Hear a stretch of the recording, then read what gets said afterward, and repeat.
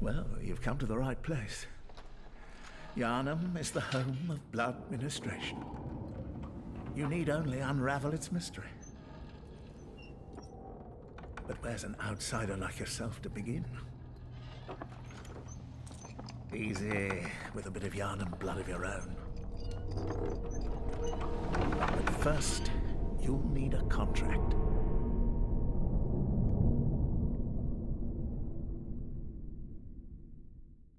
Good. All signed and sealed. Now, let's begin the transfusion. Oh, don't you worry. Whatever happens, you may think it all a mere bad dream.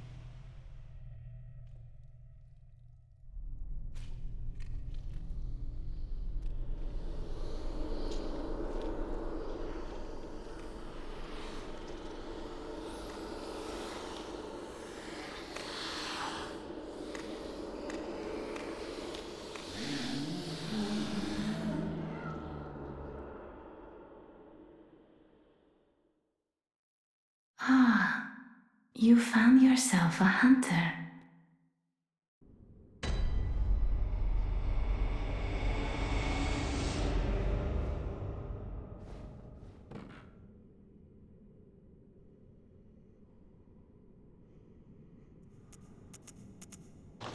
Hello, ladies and gentlemen, my name is Zakabane101, and welcome to Bloodborne. We're going to be doing a full playthrough of Bloodborne here on this channel, and hopefully you guys will be as excited for it as I am, because I have now recently platinumed the game on my live stream, and I believe that has given me enough knowledge to at least enlighten you guys on the lore of the game as we delve on into it one more time.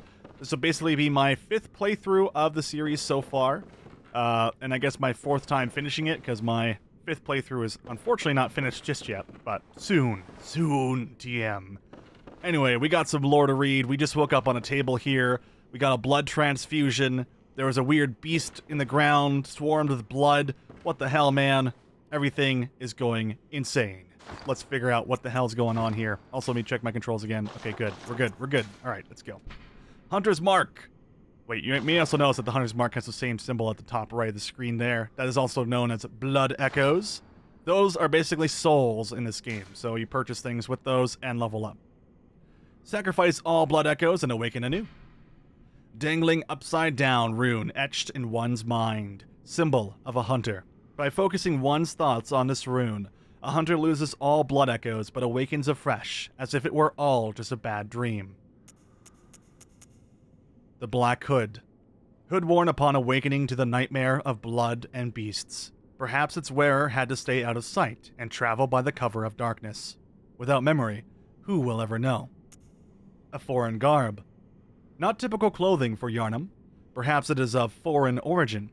It is said, after all, the traveler came to Yharnam from afar. Sullied bandage. Bandage worn upon awakening to the nightmare of blood and beasts. Terribly worn and unsanitary. A faint memory recalls blood ministration, involving the transfusion of unknown blood. Not long after, the nightmare began. And so far, it's pretty much everything. There's also pants, but you know, they're just pants. We don't have to worry about pants. Who needs pants, right? We got shorts, man. All right, we should probably put our pants back on. But yes, it's kind of interesting. In the previous cutscene, we saw that we were getting some sort of blood ministration.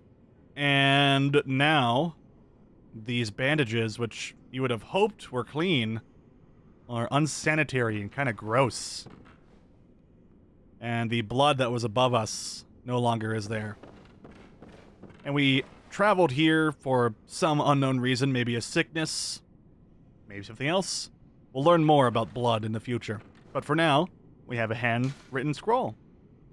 It says, "Seek the pale blood to transcend the hunt." Now, this is more or less a mistranslation, I guess, of who wrote it, because it just seems like someone randomly wrote this. Maybe the guy that gave us the blood administration, maybe the beast that came out of the ground, although looks like that guy is probably having a difficult time writing stuff with those giant-ass claws, but this is supposed to be from the player. The player is writing to themselves, "You need to seek the pale blood to transcend the hunt." Now, it appears that we have some sort of amnesia. We have no idea what's going on here. As a player that's never played the game before, we just have no clue. So all we have to do now is leave Yosefka's clinic, which is where we just were, and move on down into the great unknown and discover why the hell we're here, other than to transcend the hunt. What does it mean we're in a nightmare? The nightmare began. Are we in a nightmare? We don't know. There is our first enemy in the game. And look at that, he's weak. Look, oh, he's already wounded. That must mean it must be pretty easy to take him on, right? Yeah, probably not. So, let's go ahead and try and run past him. You can see there's a door in the distance there. There's also going to be an item onto our left, but we're going to ignore that item. For the simple reason that we don't want him to follow us. He always follows you to that item to the left. So, if you run fast enough, he won't be able to get us. Let's go. He will notice us. We'll do our best to try and get out of here before he actually keeps going. Sometimes he'll try and glitch through this door. That's why we want to run as fast as possible. And I believe we managed to get away. Very good. So there's two doors that we're presented with. One to the right, one to the left. However, you may have noticed the door was already facing the way that we need to go. And even an item. However, we're not going to pick that item up because we want some extra bullets. And that item is a Quicksilver bullet. And we don't have a gun right now, so really at this point, there's no real reason to pick this item up. This will give you 10 Quicksilver bullets. However, if you go to the Dream and pick your gun up there, it'll give you up to 10 Quicksilver bullets if you don't have any. So, might as well try and abuse the system and get ourselves 10 extra Quicksilver bullets. However, we will gladly grab the blood vials here and take in the sights. Later on, we'll get a monocle to actually take in the sights a bit better. But as you can see, the world looks damn beautiful.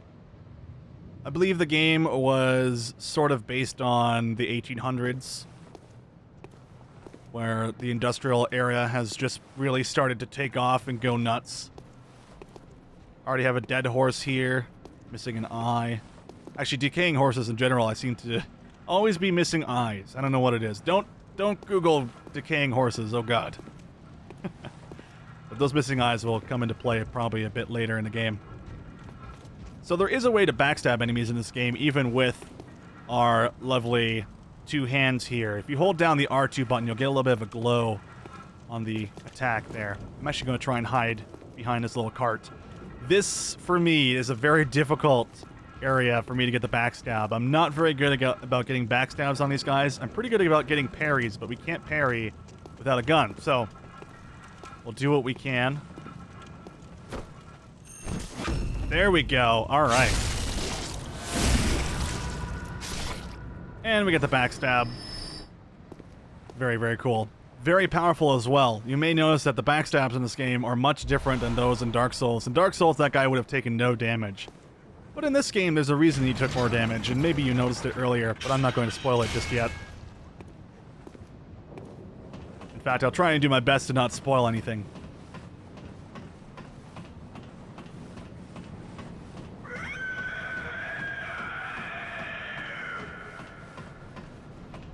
And that is one of the bosses, an optional boss, which we may or may not run into pretty soon. And here is the light lamp, or the hunter's lamp, whatever you want to call it. It's basically your bonfire, although you cannot put any sort of kindling in it, or humanity, or whatever. It's just a bonfire. This lamp now transports you back to the hunter's dream. Upon death, you will awaken at this lamp. It is very important. Well, there's a coughing man here, so let's check on him, see if he's all right. Oh, you must be a hunter, and not one from around here either. I'm Gilbert, a fellow outsider. You must have had a fine time of it. Yharnam has a special way of treating guests.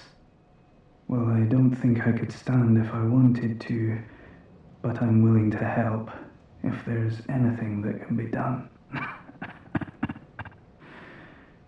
This town is cursed. Whatever your reasons might be, you should plan a swift exit. Whatever can be gained from this place, it will do more harm than good. Pale blood, you say? Never heard of it. But if it's blood you're interested in, you should try the Healing Church. The church controls all knowledge on blood ministration and all varieties of blood. Across the valley to the east of Yharnam lies the town of the Healing Church, known as the Cathedral Ward. And deep within Cathedral Ward is the old Grand Cathedral, the birthplace of the Healing Church's special blood, or so they say. Yharnamites don't share much with outsiders. Normally they wouldn't let you near the place, but the hunt is on tonight. This might be your chance. Across the valley to the east of Yharnam, you'll find the Cathedral Ward. Deep within lies the old main cathedral, said to be the source of blood. I haven't heard of pale blood, but that's your best bet if it's anything to do with unique types of blood. Alright, so with this information, thanks to Gilbert here, we're going to be able to figure out where to go next. And he says, if you want to learn about pale blood, we need to go visit the Healing Church just ahead of the Cathedral Ward. We're in central Yharnam, so we want to go to East Yharnam. And I believe Eastern Yharnam is somewhere over there, if I can recall. I'm always pretty terrible with maps, regardless of directions and actually having a map in front of me, but in this case I don't have a map in front of me. I just have a massive world. Now we have two options here. We can continue on with no weapons and no means of really defending ourselves, or we can return to the Hunter's Dream. I say we do this first.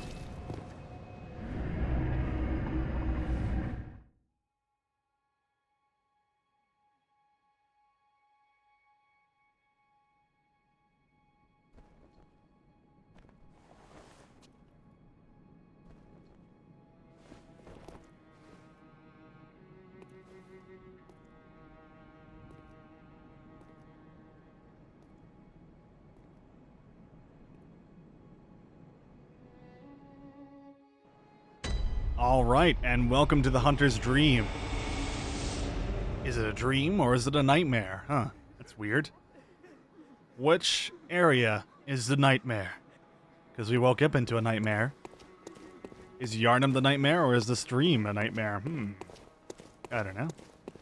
Anyway, you might want to familiarize yourself with some of the controls. These lovely little guys will tell you about strong attacks and charge attacks. Hitting enemies from behind like we just did. Shooting enemies with your firearm. R1 to stagger an enemy with a visceral attack. Or, well, excuse me, to activate a visceral attack on a staggered enemy. The parrying system is a bit different in this game, and I actually kind of like it. It's a lot more interesting than Dark Souls 1, where you just kind of have to hope that, you know, you're ready to go. But in this one, it's, I don't know, it's a bit more challenging, I'd say.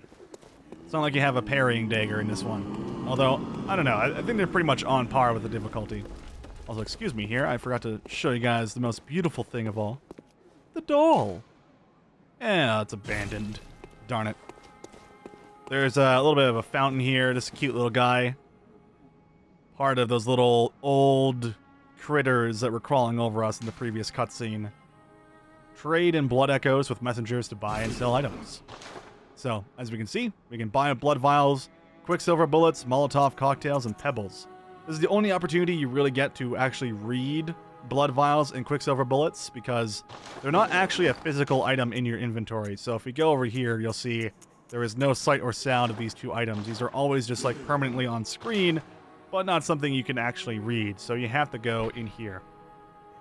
So, blood vial. Special blood used in ministration restores HP.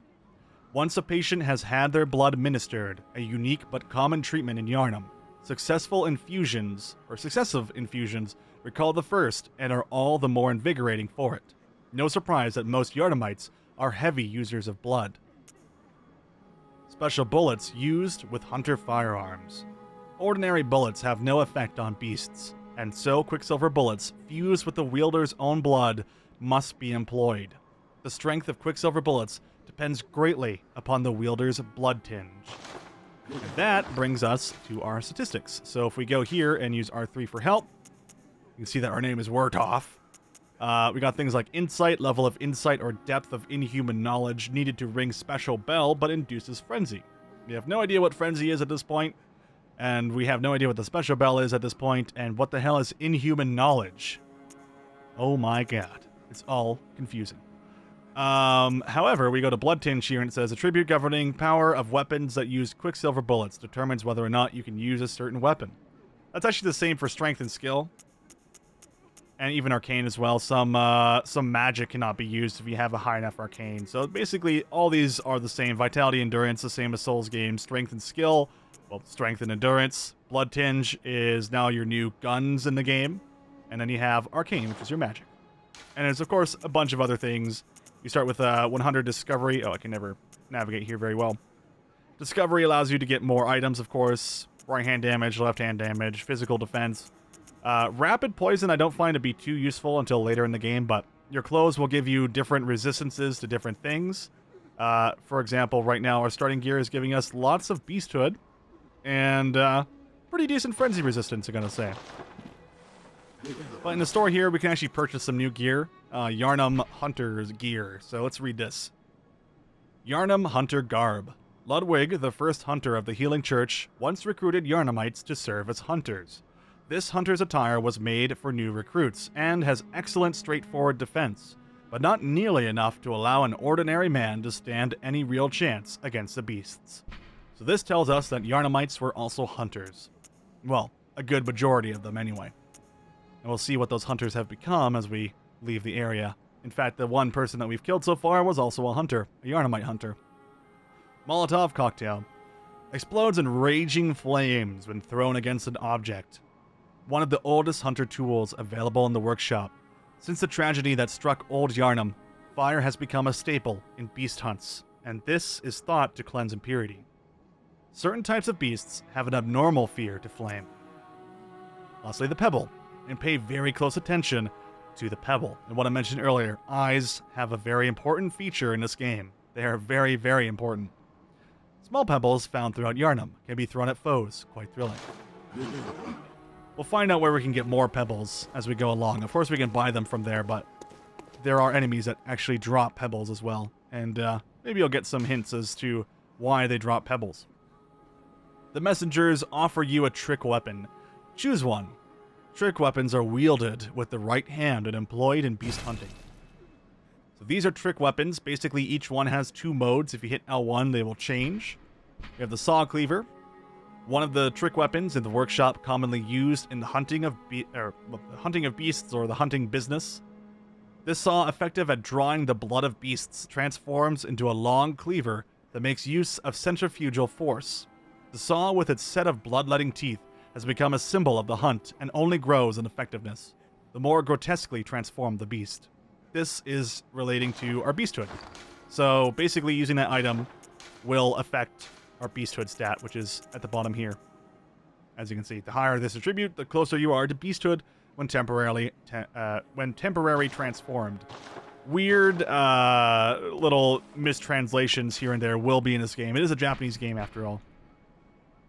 Hunter Axe retains the qualities of an axe, but offers a wider palette of attacks by transforming. Boasts a heavy, blunt attack, leading to high rally potential, No matter their pasts, beasts are no more than beasts. Some choose this axe to play the part of an executioner. And lastly, the thread of cane, which is if you want to be gangsta, or just want to look real good. Sufficiently deadly as a rigid-bladed cane, but also serves as a whip when its blade is split into many. Concealing the weapon inside the cane and flogging the beasts with the whip is partly an act of ceremony, an attempt to demonstrate to oneself that the bloodlust of the hunt will never encroach upon the soul, or one's style. We're going to go for the saw cleaver because I personally love long swords in games, and the saw cleaver is as close you're going to get. Well, the saw cleaver and the saw spear. The messengers offer you a firearm. Choose one. Firearms are wielded with the left hand and employed in beast hunting. Now, when I say that the closest thing to a longsword right now, I mean, is the saw spear and the saw cleaver. I actually do mean the Kirkhammer is literally a longsword and a hammer, I guess, so there you go. Here we have the hunter pistol. Pistol made at the workshop for stalking beasts. Hunter firearms are specially crafted to employ quicksilver bullets fused with the wielder's own blood, boosting damage against beasts. The pistol is a quicker draw than the blunderbuss, allowing for speedier responses to attacks. A blunderbuss created at the workshop. Hunter firearms are specially crafted to employ quicksilver bullets fused with the wielder's own blood, boosting damage against beasts. The impact of the highly effective weapon counters beasts' swift movements, and its widespread is nigh on and guaranteed to hit the target. However, this widespread is super weak, and even though technically you can do more damage with a blunderbuss than you can a pistol, the pistol is much faster as the game is already written, and it's basically your parry weapon. Both of these can be definitely used for parrying. If you find you're having difficulty hitting things, then maybe you should try out the blunderbuss. Know that these are not permanent choices, so you can actually buy them at the store later if you have Blood Echo, so don't worry if you feel like you've made the wrong choice. A notebook received from the messengers leave messages with these loyal servants to share them with hunters in the other worlds. These are how you leave little notes on the ground. Oh my god, I hit the wrong button. I'm playing some Dark Cloud 2 on my live stream, so I do apologize if I accidentally use a blood vial here. Messengers are inhabitants of the dream who revere the brave hunters. Use them to send messages to other worlds. Leave notes with messengers, read the notes left to the messengers in the other worlds, and rate notes to reach out to the hunters across planes of existence. This can only be done with PS Plus, I believe.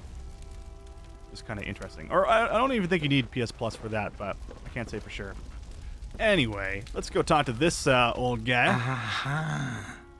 You must be the new hunter. Welcome to the hunter's dream. This will be your home for now. I am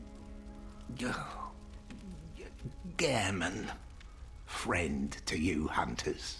You're sure to be in a fine haze about now, but don't think too hard about all of this. Just go out and kill a few beasts. It's for your own good. You know, it's just what hunters do. You'll get used to it. This was once a safe haven for hunters. A workshop where hunters used blood to enhance their weapons and flesh. We don't have as many tools as we once did, but you're welcome to use whatever you find. Even the dog, should it please you. Alright, so they gave us a bunch of information there that hunters have come before me, and if we actually leave the area here, you may see that there is quite a few tombstones around here. A lot of these are actually for chalice dungeons. These are, well, I guess think Diablo 3, I guess, where, you know, you have those warp stones and you can go to more difficult, more challenging areas. Of course, the chalice dungeons will start pretty easy, but then they'll get quite a bit more challenging later on, I mean to say. If you kind of get a little bit of a peek over here, you may start to be able to see just how many tombstones are here, and they do have quite a bit of relevance to the hunter's dream as for what they mean. But for right now, I won't tell you just yet. However, these tombstones, they have a very important purpose. You may see these little guys popping out of them. If you don't see the little guys, that means you probably don't have access to it. So if we go over here, you'll see that we have no place to awaken. But these guys will give us the option to go back to Yharnam, which which means Central Yharnam and the first floor sick room, which the first floor sick room is where we were. Also, Gehrman said we can use the doll, should it please me.